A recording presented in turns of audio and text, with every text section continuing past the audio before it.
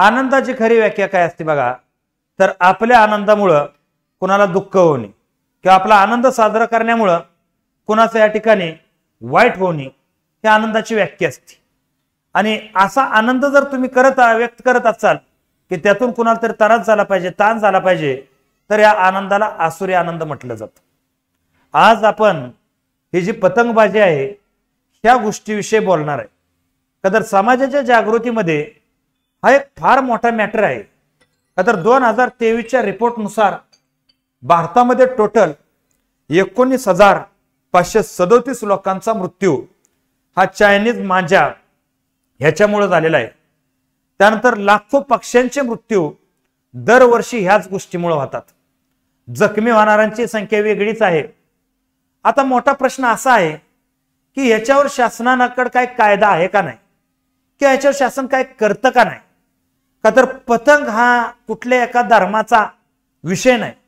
हर एक धर्मामध्ये हा पतंग उडवण्याचा लय मोठा छंद, अगदी बेकार छंद लागलेला आहे. म्हणजे जर आपण पाहायचं झालं की पिक्चर मध्ये हिरो हिरोईन ते पतंग उडवतात, त्या गोष्टीचं अनुकरण हिथं करायचं की याची पतंग महिने काढ दी, त्याची पतंग महिने काढ दी, आणि ते पतंगीच्या मागं फाजील कुत्र्यासारखं पळायचं. ह्या ज्या गोष्टी आहेत ना, ह्या गोष्टी फार चुकीच्या आहेत. का तर एक गोष्ट लक्षात घ्या, कसला नेमका हा कसली विकृती आहे. पतंग उडवणं मी म्हणतो आनंद नाही, एक विकृत आहे, विकृतपणाचं लक्षण आहे. आई वडिलांनी सुद्धा आपल्या मुलांना चांगले मैदानी खेळ, मैदानी दुनियादारी हे शिकवाना. हे पतंगीचा काय मुद्दा आहे? याच्यावर कायदा ब्रिटिशांनी केला होता 1834 मध्ये. यावरती ब्रिटिशांनी कायदा केला होता की पतंग उडवणं हे जर तुम्ही नागरी भागात केलं आणि त्या संदर्भात कुठं कुणाला इजा जखम झाली तर 2 वर्षाचा कारावास त्याचा असेल.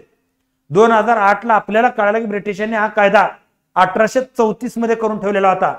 पतंग आकाशात फुगे पाठवणं अशा गोष्टीबद्दल. आज हा चायनीज वरून आणलेला मांजा, जो या ठिकाणी आपण पाहतो की काचेच्या तुकड्यामध्ये त्या पाण्यामध्ये तो मांजा बाहेर काढला जातो. एकदम इतका टणक मजबूत बांधला जातो की एखाद्या रश्शीत सुद्धा इतकी ताकद नसेल इतकी ताकद त्या मांजामध्ये राहते. आणि असा मांजा दुकानात विकायचा, परत लोकांनी त्याचा छंद म्हणून वापर करायचा आणि कुणाला तरी त्रास करायचा.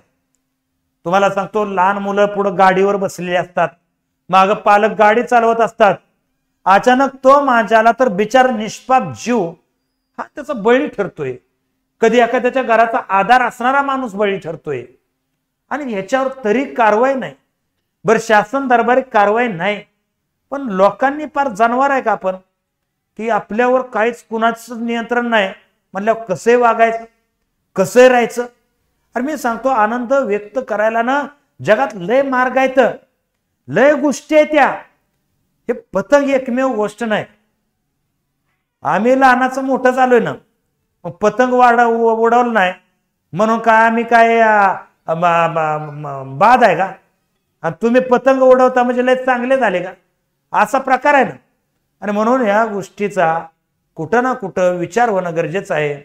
आणि सुज्ञ पालकाचा सुज्ञपणा ह्यातच आहे की आज तुम्हाला वाटत असेल आपल्या पोराच्या पतंगीनं दुसऱ्या कुणाचा, पक्षा, प्राण्याचा, मानवाचा गळा कापला तर त्यात काय असतं? सण होता. उद्या हाच मांजा हा तुमच्या पोरासाठी असेल, तुमच्यासाठी असेल आणि तुमच्या जवळच्या लोकांसाठी सुद्धा असेल.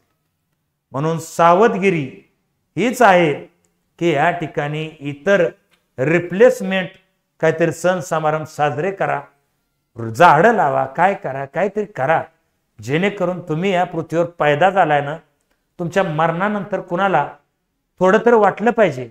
नाहीतर तुम्ही मेल्यावर एखाद्या गली बोळात बारक्या पोराचा हॅपी बर्थडे असतो ना, त्याला कशी 4-5 लोक जमतात, तेवढी सुद्धा माणसं जमणार नाही ती तुम्ही मेल्यावर.